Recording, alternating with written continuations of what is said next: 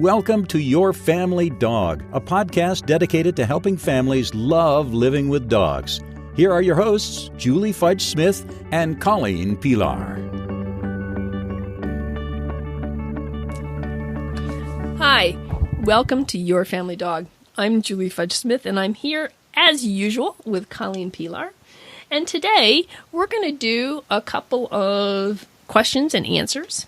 And the question I've been getting a lot, since it's the first of the year, and people are calling because they got puppies for Christmas, or somebody came over and they realized that their 2-year-old dog had no manners whatsoever, or, gosh, my 9-month-old growled at grandma, and that wasn't good. So I'm getting a lot of questions this time of year about training. And a lot of the questions I get is, do I need a group class or do I need to do private lessons? And that is a really fair question to ask. Absolutely. And it may not always have a real simple solution. So, Colleen, what do you say? Let me give you a scenario. Somebody calls, we got a puppy for Christmas. He's 12 weeks old now. And is it too early to train the dog? And do I do private lessons or should I do a group class with this dog? Okay. Well, that one's one of the easier scenarios. So typically with puppies, when you can find a really good puppy class, I love to get them in a group class. I like the world of distraction and environment and variety that comes with a group class situation for a puppy to really help broaden their definition of what normal is. So for a puppy, in that particular case, I would say group class, but that's not always the answer. So I'm going to throw a scenario back at you that's a little more awkward. Okay. So I have an 18-month-old dog who is uncomfortable with unfamiliar men, doesn't do anything really bad. I can tell he's just like not comfortable and he's worried about them.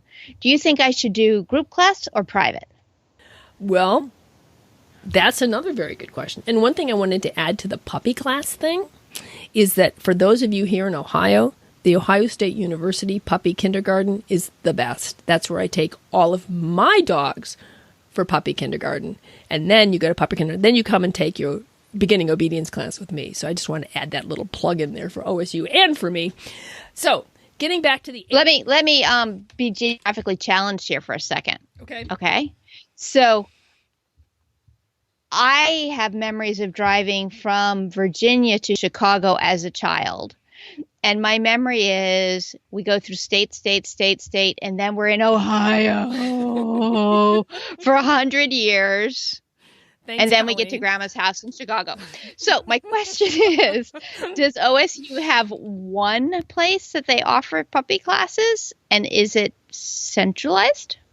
That's a very good question. And I don't actually know where the Ohio State University is. I don't know. I'm going to plead ignorance right now. Well, I will tell you were somewhat near the Ohio State University when you were here for Midwestern Veterinary Conference. But the Ohio State University is located in Columbus, Ohio. And it's smack dab in the middle of Ohio. So if you are in the greater Columbus area, or even as far out as I am in Granville, which is about 30 miles east of Columbus, then that's a pretty central location. And they offer a wide variety of classes. Puppy classes, they have one like on Sunday evenings and Thursday afternoon. They have different times during the week to try and accommodate people. If you're in Cleveland, sorry, I'm not sure you're going to want to drive, or Cincinnati, but you can look for good puppy classes there. But for those of you in central Ohio, OSU is pretty centrally located. So, okay, good plan. All right, but back to our 18-month-old who is a little bit nervous, uncomfortable around men.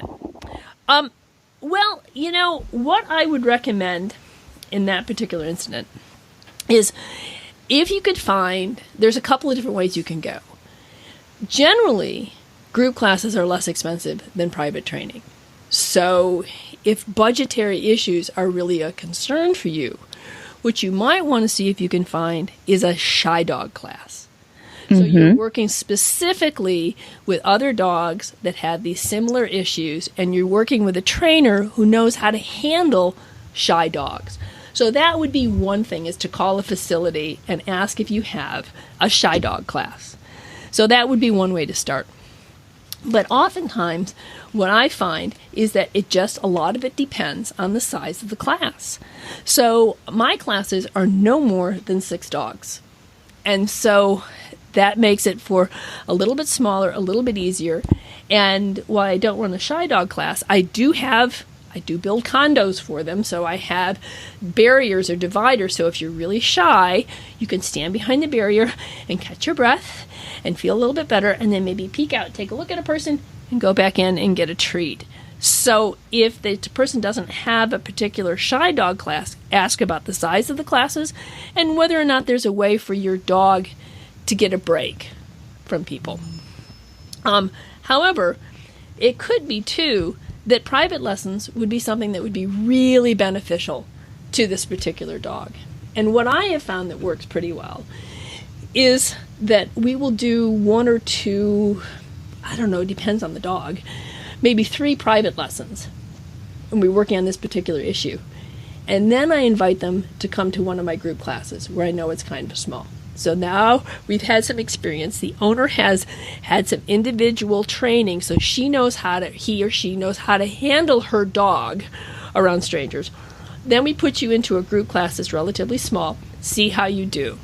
That goes for 6 weeks, and then we follow up with a few more private lessons. So sometimes I find that the combination of private and group really does give you everything that you need to help your dog with. And my goal with most of my private clients is to get them into a group class, because what I really want them to do is, your dog may behave really, really well when we're doing one-on-one at your home, but even if you don't go to a group class, my other goal is, let's get out and about. Let's go to downtown Granville. Let's get out and take the show on the road so we can see how this works in public, so I can work with you in public to help you manage this dog more effectively in public.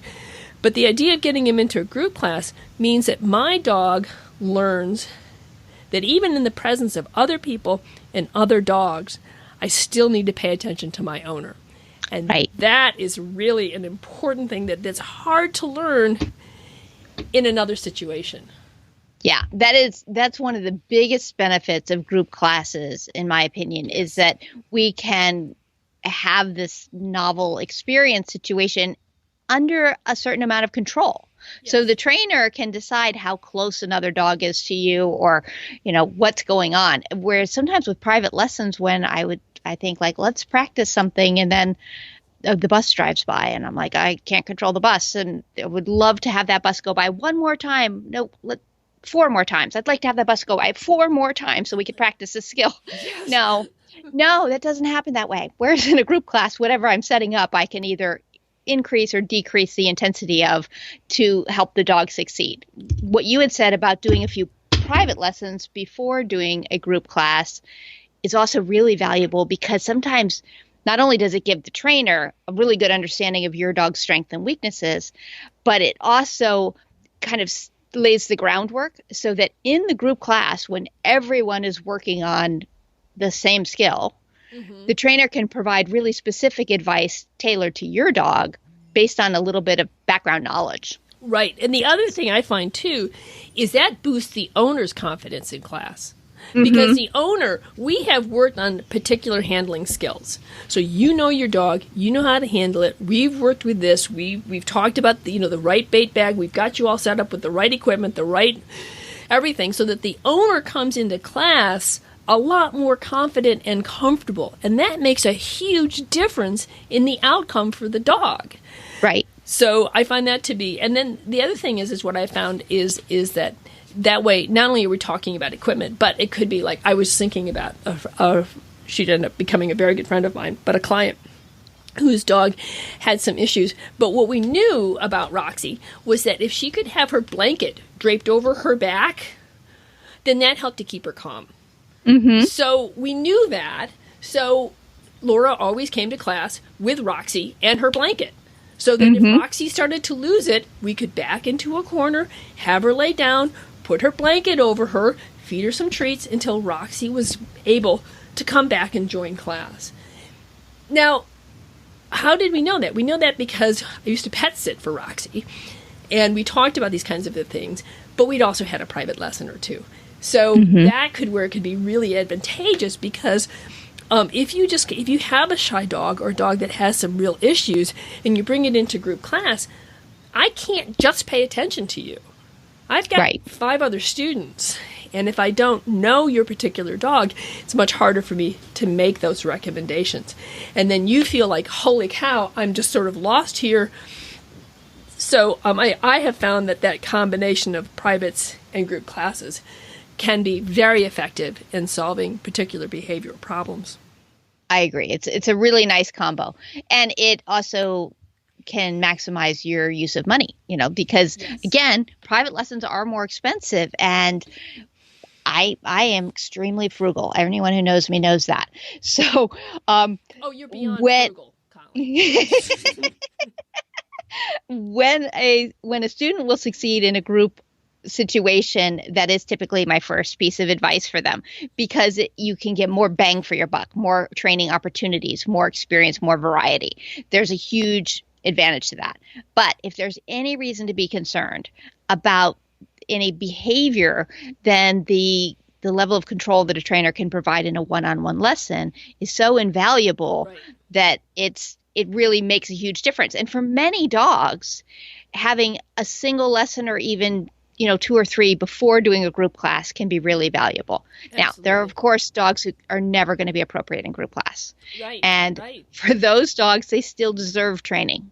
They still, there is value in teaching them to be safe and happy in their home in a situation that isn't a distracting group class. And there's also problems that we can't recreate in group class that we can only work on in a home environment. Right. Well, I was also thinking, too, when you said that, I thought about a particular client whose dog he had taken when it was young not terribly young, but 9 months, a year maybe, to the dog park.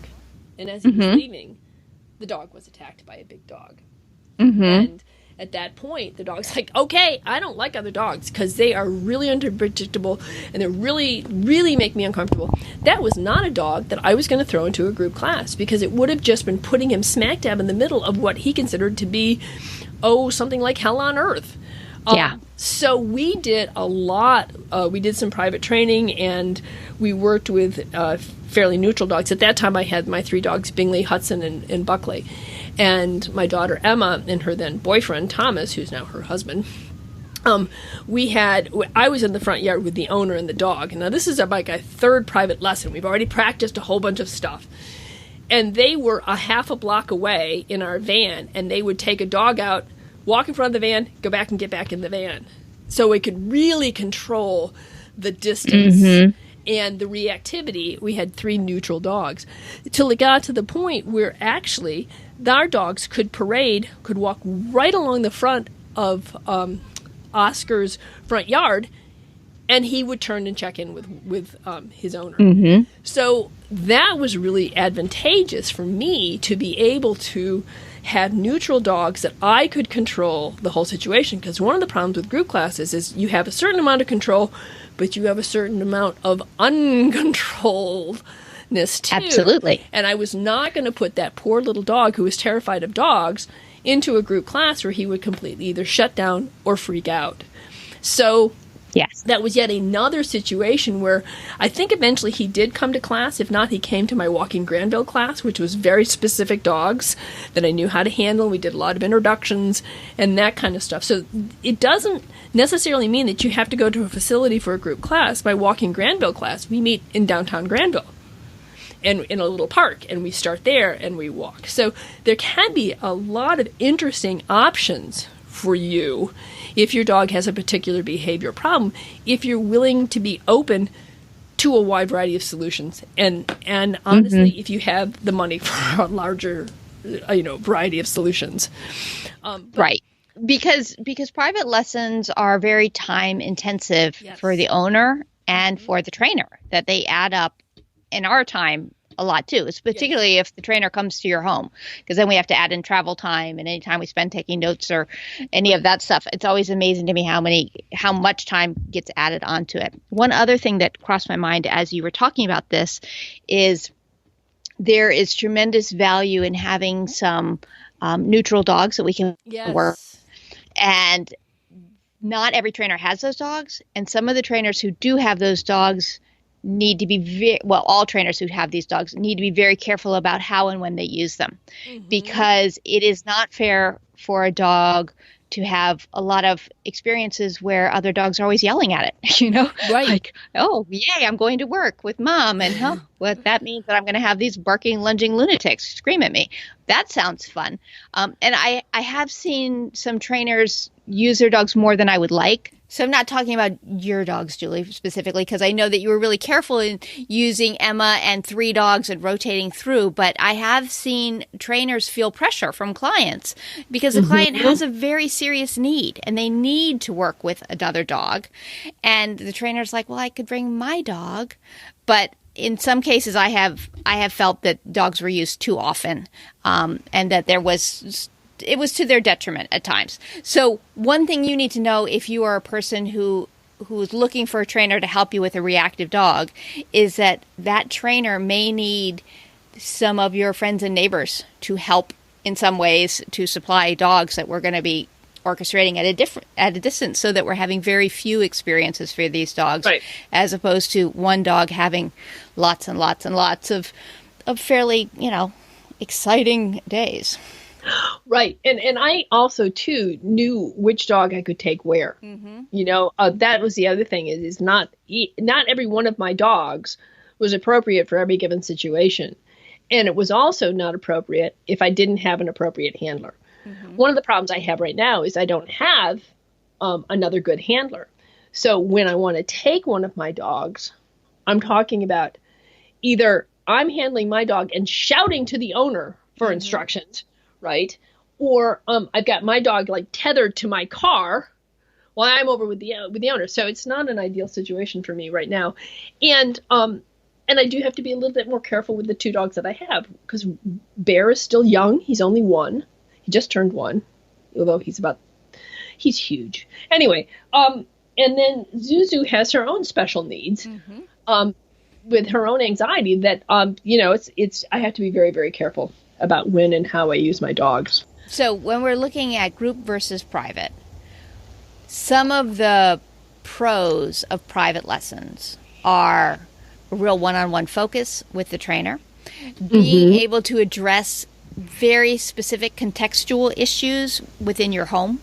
What do I do at my doorway? We can practice at your doorway as opposed to in class where we're pretending. Now let's pretend we're at the door. And really tailoring the goals to what your goals are. Because in a class, I'm going to say we're all practicing stay and we're all shooting for 30 seconds. And your dog is a rock star stay and can do a 10-minute stay, but the other dogs in class, we need to work on 30 seconds. So we're playing with variables. So we could move forward quicker versus slower depending on what your dog needs. Those are some of the big advantages I see for privates. What are some of the other advantages you see for privates? I was going to say, too, for me, sometimes it's really advantageous just to see the layout of the house. Because oftentimes when I'm talking about it, I'm like, oh, I get it. Okay. So how can we manage space more effectively? That can be a really key thing because they're telling me this. The other thing I find, too, is that oftentimes it's really interesting to see how the dog behaves in his home environment. Yes. So that a dog in class may be behaving differently than a dog in a home environment. And so I find that let's talk about what we're dealing with. And the other thing I was just thinking about, one client that I was so glad we did privates because of 2 particular things. One is they had a dog that lived behind them that would pace the fence and rev their dog up. So we're talking about how do we manage the neighbor's dog? How do we, just so saying, I think it's fine if they want to meet over the fence, but what kind of games can we play to keep your dog engaged with you in the yard? Keep an eye out for when the dog is not out. That would probably be a good time. So we could talk about how to effectively manage their backyard. The other thing they had were cats. And I kept looking around going, your cats need to go up. I think if your cats had a way to get higher, we wouldn't be having some of the cat-dog issues that we have. And so indeed, they went out and fairly inexpensively were able to build in two corners places for the cats. And you know what? Their problems virtually went away between the dogs and the cats. So really seeing the layout of the house and the other thing I find too is then if they have an objection to one of my suggestions, they can say, this is why this won't work here. Right. And we can start really working on that particular solution. Because if you're in class and you say, well, why don't you try this? And they're like, well, I don't think that would work. I can't envision why that wouldn't work. Yeah, it is interesting because our brains are sort of wired for story and detail. So when you were describing this family of the cats and going vertically, I got mental pictures in my head of a living room and where I put cat trees. It wasn't my living room. It was just a living room. But what's interesting is when the client is describing something, we're wired to make a picture, to create an image. Right. And so our advice is sort of based on this generic image, and having the chance to actually go in and see the house and see the structure. It's amazing, all the really specific and pretty simple strategies that you can suggest in these. Like, oh, if we just we had an appointment recently with two dogs and a baby, and Pam Nashman, the owner of All About Dogs, and I were there, and they're going to be fine. But we're standing in the living room kind of redecorating. We're like, your living room is beautiful. However, if we were going to make this better for your dogs, and just verbally kind of saying, well, I would slide the couch this way a little bit and I'd move the crate over there. And then I would have this area for the kids and, and like, would it be prettier? No, it would not. Will it work so much better and make your daily life easier? Yes, it would. So whether they do it or not remains, that's their choice. But the fact is, it was so clear that if the crate could just be at the edge of the dining room, life was going to be better. That, that was a real simple solution, but that's not something you'd ever say to somebody in a group class. Oh, put the crate in the dining room. That's the answer. Yeah, yes. It's kind of like, I don't have a dining room. Well, then you should build one so you can put the crate in it, because that's what I have found to be effective. Exactly. So, yeah, I find, and the other thing that I find too is that when I'm doing a private lesson and I'm at somebody's home, I have a certain, my initial consult with them is usually about an hour and a half. It's longer because we go over a lot more things. And then subsequent ones are somewhere between 45 minutes to an hour. But I always book in my schedule more time. Because what I've also found in private lessons is that I'm at somebody's home, they've offered me a cup of coffee, we're talking, we're chatting about the dog, we're doing a couple of things, and then it starts to come out. That's when the issue really starts to come out. And they feel comfortable, a little bit more comfortable, because I don't want to talk about this in front of the group class because everybody else's dogs seem to be like really normal and mine's not. And so that private setting allows for a little bit more comfort, and I don't want to say honesty, but perhaps gives them the ability to reveal a little bit more because it's in the privacy of their home, openness. And I find that especially if we're dealing with behavior issues is incredibly important. I really do need to know if this dog has bitten your neighbor. I really do need to know how serious that bite was. And you may not want to talk about that in public, but in your home, we can really chat about, there was that bite, and then there was this bite, and then, I remember when he growled, and all these things start to come out. And that is another real key, I think, is that it provides the client with a safe place to talk about serious issues. And then if we need to, like, for example, yesterday I was with a client and they don't have any serious issues. They have two adorable puppies. But they wanted to talk about stuff. So when I got there, the puppies were in their crates in another room working on Kongs so that we could sit down and talk. And that's another advantage to a private lesson, is that we can have the dog settle down. Right. So if we need to talk about something, And in a group lesson, that's much harder. Mm-hmm. So there are some real, I would say perhaps more subtle things that make private lessons perhaps more effective for some people. And I've also found, too, I worked with one young woman, very sweet girl. She had her own anxiety disorder, and she got the dog because she thought perhaps a dog would help her find a way into meeting people, because she could meet through her dog. Mm-hmm. But she really wanted to do the lesson. She didn't want to do it in a group class because that was too many people and too many dogs. Mm-hmm.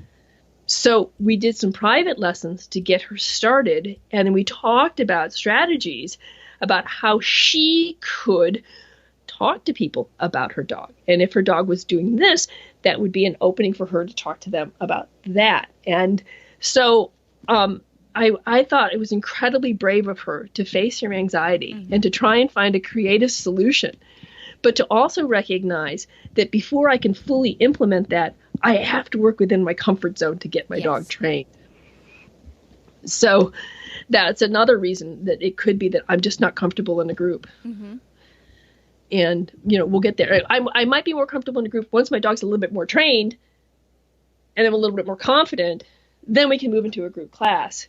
And so now what you're working on is a dog that may have attention issues, or you may have some anxiety issues, but everybody has the behaviors down. So we're not trying to both learn behavior and right. work on being comfortable in class. So group lessons after privates are a great way to take a dog who may be a reactive or excitable dog. He has the skills, so we're not trying to learn all kinds of new things at one time. We have the skills. We're now just trying to do those skills in front of other dogs. Mm-hmm. So basically it comes down to that there are a lot of variables on whether or not group class or private lessons are right for you and your dog. And the variables are about both of you. They're about how your dog handles things and how you handle things, what the goals are that you want your dog to learn, and what the best environment is for helping you get those skills. So it's not a straight, if this, then that kind of answer. But a good trainer should be able to, probably even on their website, help you figure out most of the yes. answers to this.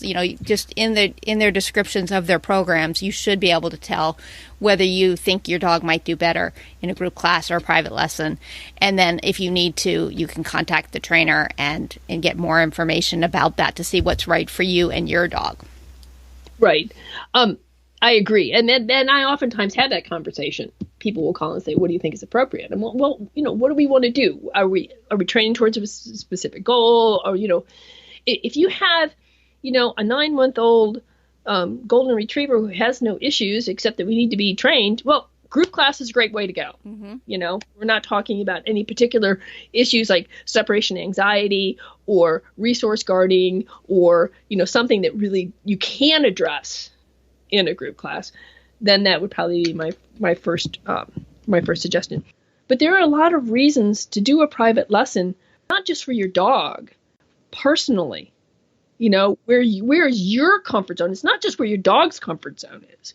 It's where your comfort zone is. And I think that's an important thing to consider. And any good trainer is hopefully going to be able to read both of those things. Because I think it's really important that dog trainers are not just there for not just there for the dogs. Yeah. Trainers are there for the people too. Yeah, well, I don't know that that's all entirely true for many of them, but no, I don't think it is either. Just go with your little fantasy that it is. And the other thing, when you're saying about people call and ask you, and I'm like, oh, there are so many trainers who are like, please, God, don't call me. No, I just assumed, that's one reason why you can't sign up for classes on my website. You have to call me. Because I want to talk to you. Because I want to help you try and figure out what's best for you and your dog. Because one thing I learned, and I learned this when I was at All About Dogs. I learned it very early on, and it's been my guiding principle ever since. And that is, you have to have a hierarchy of being. And that people have to come first. So when I'm dealing with a dog, I'm not dealing just with a dog. I'm dealing with a unit of at least a dog and a person. And that if I make people my priority and the welfare of the people have to come first, then I usually do, I would say 99% of the time, I'm doing right by the dog as well. And if I didn't have that hierarchy of being, I don't think that I would be nearly as effective as a trainer, because I would be too much focused on the welfare of the dog and not the unit of the dog and the person. And I got to take care of the family first. Okay, so I think we've pretty well covered it for private versus group training, and not really given a whole lot of insight as to which is right for your dog, except to say that, yes, training is right for your dog. And training is right for your dog. And if you work with a good trainer, she or he will be able to help you decide what's the best course of action for your budget, for your dog, and for you. Okay. Yes. So when we did the podcast, I don't remember the number on it, but we will make a link to it in the website, about the monthly health checkup, which was a series of questions where you just answered, if you answered yes to all of them, then your dog was healthy.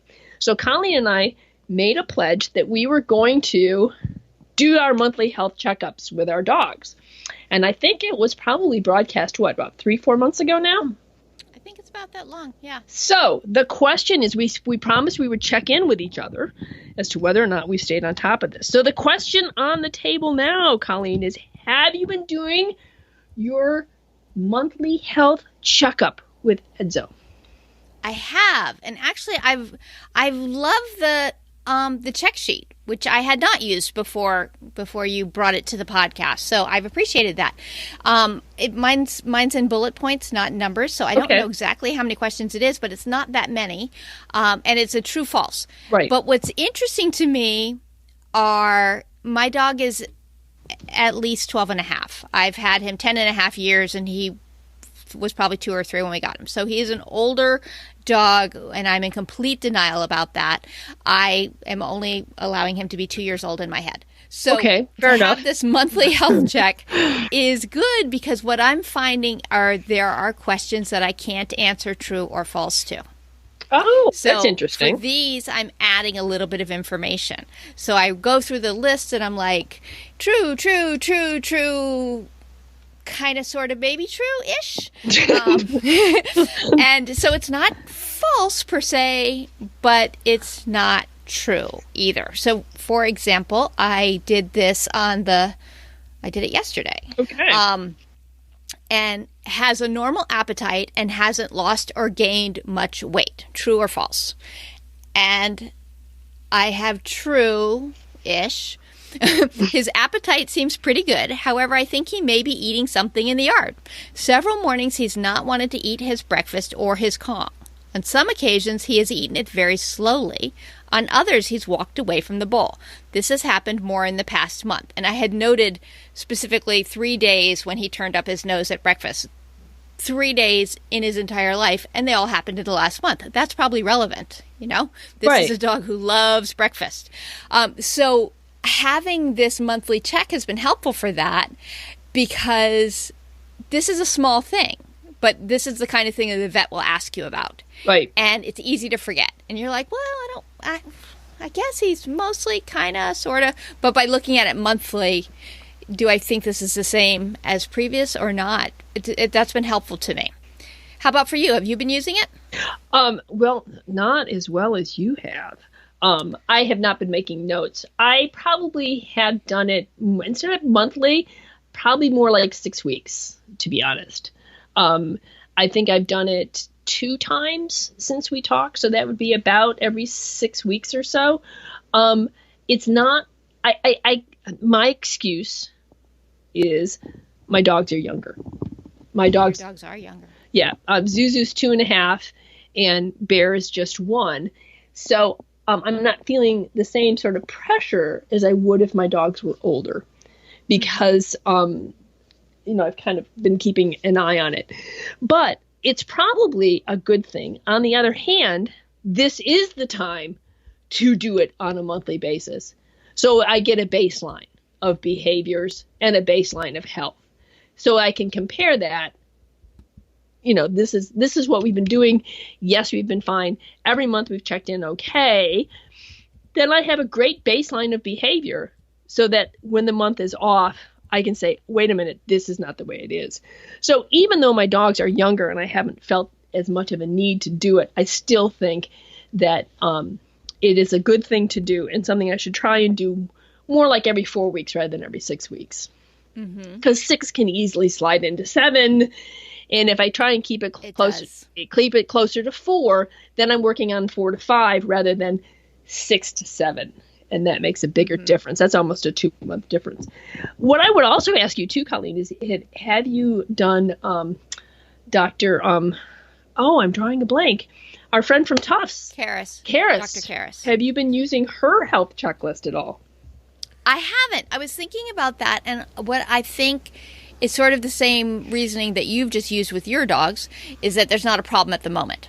Like the comfort diary, I think that these monthly checks are quick and easy and really simple for me to do until I have something specific that I want to be tracking. And then when I want to be tracking, I'm totally going to pull out that comfort diary and have that because that provides a different quality assessment of life. Right. It is also on a daily basis as opposed to a monthly basis. Yes. So, yes, I think that they're very supplemental kinds of things. And I think they're great. I do too. So, all right. So I'm glad that you have been doing it. I'm glad that Edzo is doing as well as he is. And you have inspired me to now put it on my calendar on a specific day. Like I had the 1st and the 15th on my calendar to clean Zuzu's ears. So how much harder would it be on one of those days to also do the health check? So I have an online journal app, Day One app, that I do a daily entry of just the boring stuff that happens in my life each day. But it has a reminder feature. So I have it set up with a reminder feature, and I can get it to pre-fill the chart, and I just have to go through and delete the falses for the things that are not true. Yeah, or for the things that, you know what I'm trying to say here. I can delete the T or the F. So it's totally simple. And it just pops up and I do it. And it turns out we talked about this in September. We recorded an episode in September. So I just looked and we have been doing it since then. Okay. Well, that's great. So now I really feel bad because I think I've only maybe done it twice since then and I should have done it more often. So I would love it if you would send me a link to your online journal thing and maybe we can put that on the website too for anybody else who wants to do it. It's called the Day One app.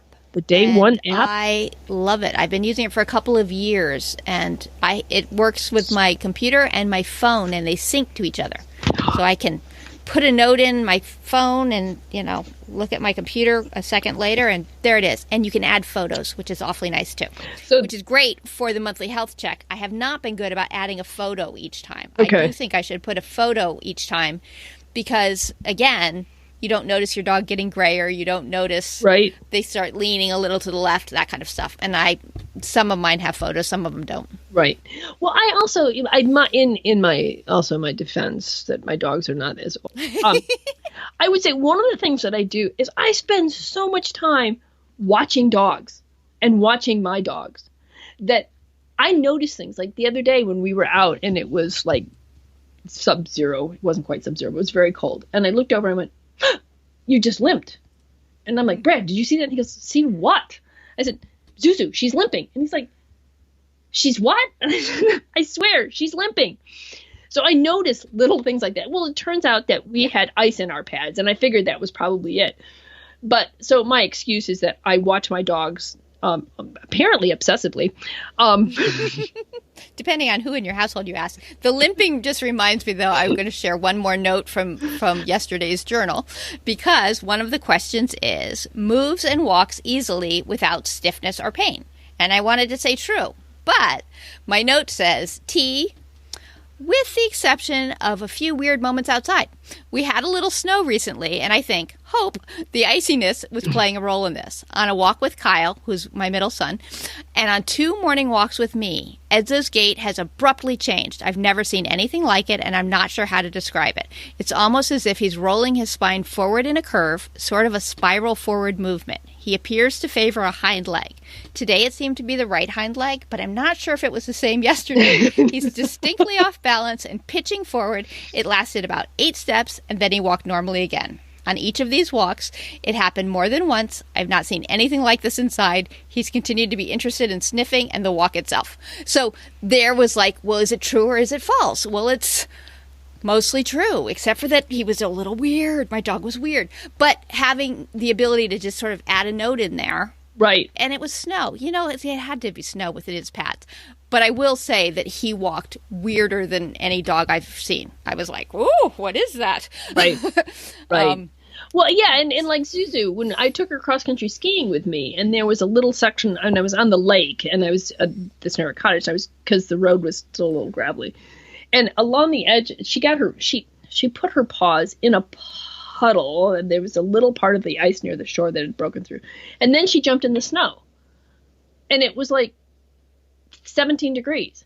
So she's got these wet paws that she's now put in the snow. And then, so we finished the ski, and she didn't want to come inside. And I'm like, you have to come inside, because I know for a fact you have ice. If you got ice on your chin and on your neck, you have ice chunks in those pads, and you're coming inside, and we're going to thaw those out. So I think that probably has something to do with her gait. But I also, just as a reminder, is that these are also, these true or false things are also ways to keep you just attuned to your dog. And if you notice something like that, and there's a reasonable explanation, such as you put your paw into a puddle and then you jumped in the ice and snow, then I'm going to keep an eye on you to make sure that you haven't done any damage to your paw with that ice. But that's a reasonable explanation for a funny gait. But if the funny gait continues after that, now at least you have a starting point saying, okay, maybe something else happened here. Maybe we slipped on the ice with our icy paws and strained our leg or something. So you know whether or not you should move forward and see your vet. But it's also great because then you have that information. So anyway. Yeah. So I recommend that people do this, if not monthly, at least a couple of times a year. Yes. I think even for young dogs, a quarterly health check. And it should take you a minute. I mean, literally 1 minute. Is my dog acting normally and in good spirits? Yeah. So it's just true, all the way down the list. Right. And that's a good thing for you to have. All right. So since I have young dogs and I did on basically on a quarterly basis, then I'm okay. You're perfect. Okay. Everyone knows you're perfect, Julie.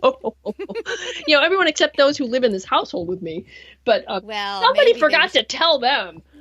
I'll be happy to tell them. Okay, that sounds great. All right, so we have talked about private versus group lessons, which I think we covered pretty well. Check with your trainer. Talk to her in detail about what's right for you. And, pay attention to your dog. Pay attention to little changes. And if you can, just make a quick note on your calendar if you notice something odd, so that when the vet asks, has your dog ever done, you can say, yeah, it's right here on my calendar. So, All right. Well, thanks, Colleen. That was a great deal of fun. And we will see you all next time. Thanks for listening to Your Family Dog. Got questions? Interesting ideas? Colleen and Julie would love to hear them. Call 614-349-1661 or visit www.yourfamilydogpodcast.com to share your thoughts. I had a client say to me that they were driving to New York, and she suggested to her husband to listen to one of Julie's podcasts. So they turned on Your Family Dog, and I don't remember which one they started with, but they really enjoyed it. And they ended up listening to a whole series of them on the way to New York. And she said, we so enjoyed it. And my husband's like, this is really good. This is really interesting. If you enjoyed the show, please tell a friend about it. We'd love to reach people who feel as we do, that life is better with a dog.